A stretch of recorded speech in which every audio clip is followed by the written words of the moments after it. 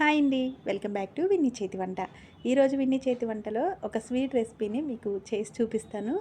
రాఖీ పండగకి ఈ స్వీట్ తయారు చేసుకుని అందరికీ తినిపించండి, ఫిదా అయిపోతారు. చాలా రుచిగా ఉంటుంది, అలాగే చాలా తక్కువ టైంలోనే దీన్ని ప్రిపేర్ చేసుకోవచ్చు. మరి ఆలస్యం చేయకుండా ఎలా తయారు చేసుకోవాలో చెప్తాను. ఇప్పుడు ముందుగా ప్యాన్లోకి 2 కప్పుల వరకు ఎండు కొబ్బరి పొడి వేసుకోవాలి. ఇది సూపర్ మార్కెట్లో దొరికే ఎండు కొబ్బరి పొడి అండి, డెసికేటెడ్ కొబ్బరి పొడి అంటారు. ఇందులో చెమ్మ అస్సలు ఏమీ ఉండదు. తురిమిన తర్వాత పూర్తిగా ఎండబెట్టేసిన కొబ్బరి పొడి ఇది. తర్వాత 2 కప్పుల కొబ్బరి పొడికి 1 కప్పు పాల పొడిని, అలాగే 3/4 కప్పు పంచదారని కూడా వేసుకుని ఇలా మొత్తం అంతా ఒక్కసారి కలిపిన తర్వాత ఇప్పుడు స్టవ్ ఆన్ చేసుకోవాలి. స్టవ్ ఆన్ చేసిన తర్వాత 1 కప్పు పాలు పోసుకోవాలి. ఇలా పాలు పోయడం వల్ల దీనిలో ఉన్న పంచదార మొత్తం చక్కగా కరిగిపోతుంది. ఒక 2 నిమిషాలు ఈ విధంగా కలుపుకుంటే పంచదార మొత్తం పూర్తిగా కరిగిపోతుందండి. నేను చెప్పిన ఈ మెజర్మెంట్ని ఫాలో అవుతూ చేయండి. మీరు కూడా పర్ఫెక్ట్గా ఈ స్వీట్ని అయితే తయారు చేసుకోవచ్చు.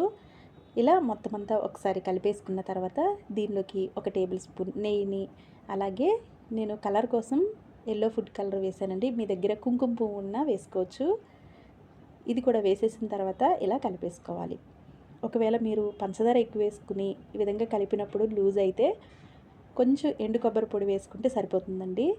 ఇలా వేసేసుకున్న తర్వాత 1 టేబుల్ స్పూన్ యాలకుల పొడి వేసుకొని ఒక 2 నిమిషాల పాటు ఈ విధంగా కలిపేసుకోవాలి. అస్సలు అడుగు పట్టదు ఈ విధంగా కలుపుతూ ఉంటే. చూసారు కదా, ఇలా దగ్గరగా అయిన తర్వాత స్టవ్ ఆఫ్ చేసేసుకుని పూర్తిగా చల్లారే వరకు పక్కన పెట్టేసుకోండి. ఇది చల్లారిన తర్వాత చేతికి కొద్దిగా నెయ్యి రాసేసుకుని వీడియోలో చూపిస్తున్నట్లు ఈ విధంగా రౌండ్గా బాల్స్ లాగా చేసేసుకోవాలి. అంతేనండి, చాలా సింపుల్ ఈ స్వీట్ చేసుకోవడం అయితే. ఇప్పుడు ఈ బాల్ని కొంచెం ఎండు కొబ్బరి పొడి ఉంది కదండి, దానిలో ఈ విధంగా డిప్ చేసేసుకుంటే చూడటానికి కూడా చాలా అంటే చాలా బాగుంటుంది. పిల్లలైనా పెద్దలైనా భలే ఇష్టపడతారండి. ఇలా ఇంట్లో మనం చేసి పెడితే మీరు కూడా ఇంట్లో ఒకసారి తప్పకుండా ట్రై చేయండి. ఇప్పుడు రాఖీ పండుగ వస్తుంది కదా, ఈ విధంగా స్వీట్ చేసి మీ ఇంట్లో వాళ్ళందరికీ తినిపించండి. అందరూ హ్యాపీగా ఫీల్ అవుతారు. అంతేనండి, చాలా తక్కువ టైంలో తయారు చేసుకునే ఈ స్వీట్ రెసిపీని మీరు కూడా ఇంట్లో తప్పకుండా ట్రై చేయండి.